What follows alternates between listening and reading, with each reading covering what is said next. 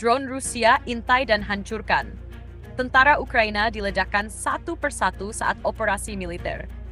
Dalam serangan udara terbaru yang terekam dramatis oleh kamera drone, pasukan Rusia kembali menunjukkan dominasinya di medan perang. Kali ini, sekelompok tentara Ukraina yang tengah melakukan operasi militer menjadi target empuk serangan drone peledak Rusia.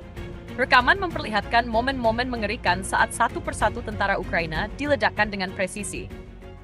Drone tak berawak Rusia menyasar posisi persembunyian dan titik pergerakan pasukan lawan, menjatuhkan bahan peledak langsung ke tengah-tengah mereka. Ledakan pun menghantam tanpa ampun, menimbulkan kobaran api dan kepanikan di pihak Ukraina. Akibat serangan ini, dilaporkan Ukraina mengalami kerugian besar, baik dari segi personel maupun peralatan tempur.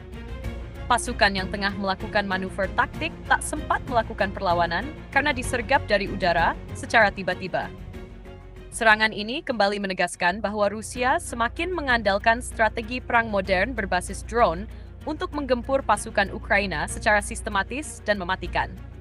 Sementara itu, garis pertahanan Ukraina semakin tertekan menghadapi ancaman dari langit yang datang tanpa suara, tapi menghantam dengan sangat brutal.